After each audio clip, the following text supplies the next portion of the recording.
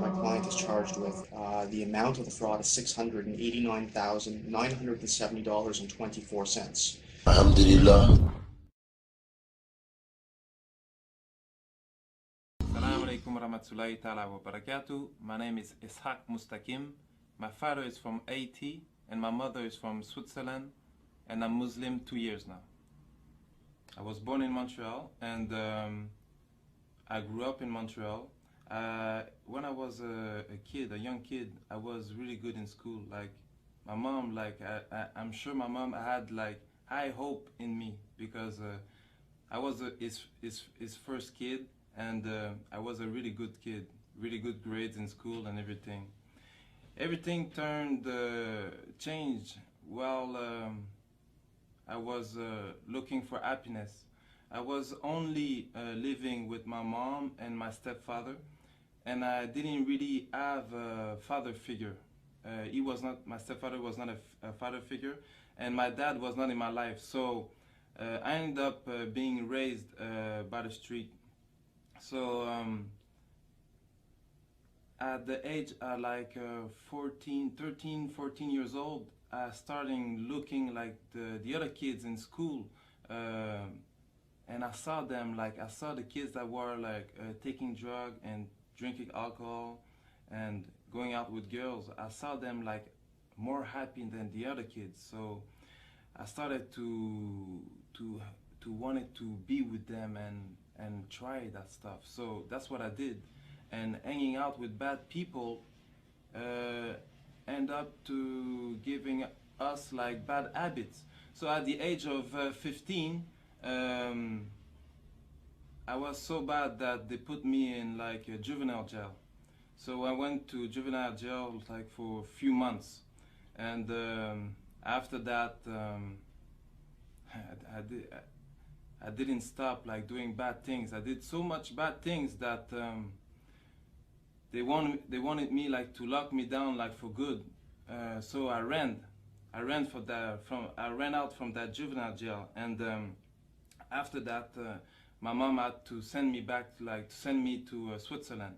So I went to Switzerland to work for her brother, and I was working there for 3 months. But then again, I was alone there, but I put myself into a trouble that the police was looking for me, that I had to come back here to Montreal. And that was at the age of 17. At the age of 17, I cooled off. I stopped doing bad things a little bit, because I was saying to myself soon I will be 18, and soon if I get caught, I will go to jail. But I don't know what happened with me. At 18, I started back again, and they got me, and I went to jail for 2 years. Before I went to jail, I learned that the happiness was into getting high, getting drunk, and getting with girls. But in jail, because jail is the school of crime, I learned that the happiness was into getting a lot of material things, a lot of money. And 2 years in that jail made made me have a criminal mind. I didn't have a really criminal mind before, but that 2 years, that's what it did.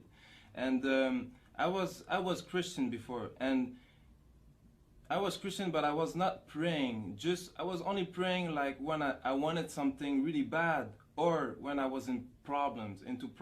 And that jail time was for me a problem. So I started reading the Bible and praying a little bit. And I don't know why, somebody that I wasn't speaking with, he wasn't around who I was hanging with. He just came and gave me the Quran, and he told me to read it. But at that time, I was reading the Bible, and the Quran was not written the same way, so it didn't touch me. So I just give it back. After, when I got out from jail, I started my mission to get money. When I got out of jail is when when I got out of jail is then when I started chasing the money, getting after the money. And because I had no school and the fastest way to get money was a criminal way, that's the way I went. And in every type of way to make money, any type of like bad thing you can think, I was in it, because really my plan was getting money. And I lived like, I don't know if it's a good thing, or if some people would say it's a good thing, some people would say it's a curse, because in my life, like, I achieved like most of my goals that I wanted. And for 10 years, like, I lived that life of like luxury, that life of power and respect. So because when I say this, like, people don't really understand, so I have to make a little bit like of explain a little bit. Like when when I say like I had the things that most people, young and older, they would like to have, that I had in my life, they don't really understand, because everybody has his own perspective on like what is luxurious. So when we're talking about cars, Benzes, I had a few, BMW, Porsche, Viper, Hummer, Jaguar, Cadillac, like most of all the brands, like the big brands, that's the car that I had. Like houses, condos, but not like only like the cars like normal, like the car, because when you buy a car, it's like to make you happy, but the thing is that happiness doesn't last. So right after, like, you have to suit up the car. But after, when the car is suited up, there's nothing else to do. So you buy another car. Me at one time, like, had like 2 cars, and I was renting out like other cars just to have another change, because like I was bored. I had a house and I was living in hotel suites. It cost me like 10,000 a week just for hotel suites. So the clothes, like just the clothing, like because like when you have money, like even the money like change your style a little bit.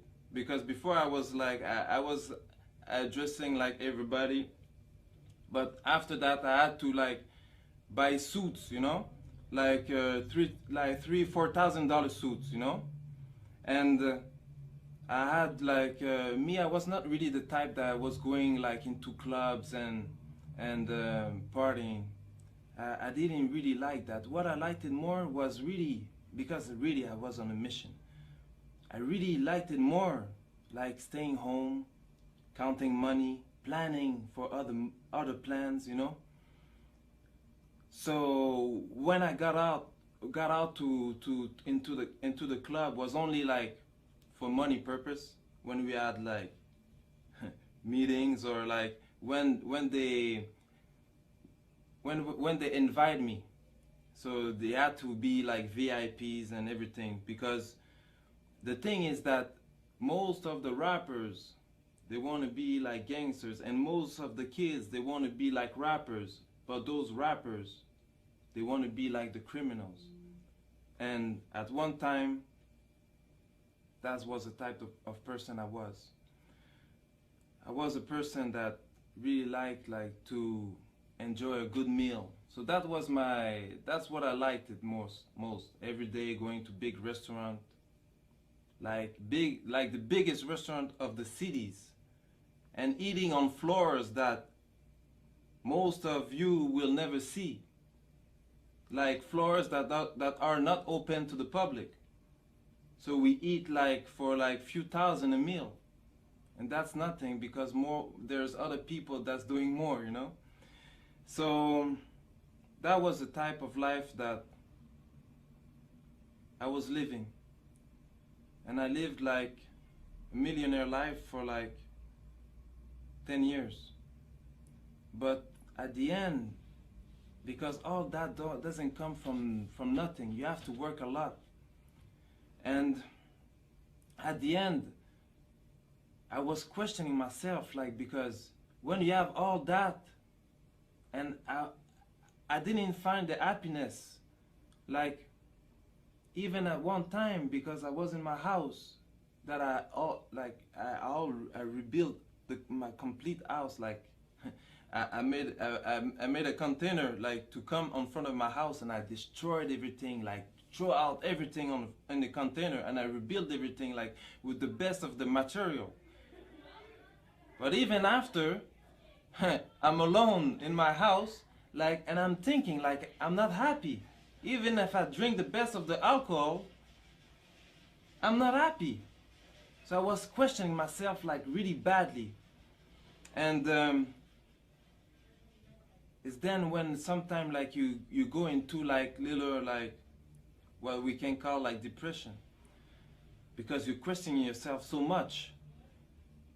And at the same time, like, because when you live that kind of life, it can't be good forever. So after 10 years, I got caught for a little thing, and I had a sentence of 11 months. So I went to jail for a few months, 9 months, and because I did, like, you don't do, like, the full sentence, like, I went to jail for 9 months. So there, because of my criminal file, like, they put me, like, in a certain area, like the maximum. And at that time, like, they put me, like, even, like, if I had, like, a good life, there's always, like, you always want more. So there's, like, always, I was looking up to other people still, you know. So, and they put me, like, in a wing with, like, those kind of people that had even more money, that was spending even more money. Like, they were talking, like, a lot of money. So and you it's not like anybody, like, we're talking just like that and you believe, like, you can read it in the newspaper when something happened, like, it's in the newspaper. So and they were talking about me like that. Even them, they were not happy. Even them, like, they wanted to change. So really, all that made me even more, like, put in a position that I had that I had to think about my life. And after, at the end of my sentence, I got in a jail, in a cell with a Muslim, and that Muslim brother started to talk to me about Islam. And really, now I was, like, because I was already questioning myself, so I was really interested about what he was saying, and what is a good thing for him, what a bad thing for me. He got released, but he told me he would send me the Quran, but maybe something happened, because he never did. Like, not, I don't know if he never did, but I never received it. So after I got released, and I went back to my same life, you know, and I forgot everything about God, because when you know more into problems and you're not a Muslim, as soon as things go good, like, you forgot God again. And while I was, like, doing my life, I met up with a woman, and that woman, she was Muslim, and her mom, she told me that I should look up into Islam, and it's then that I started doing my own research.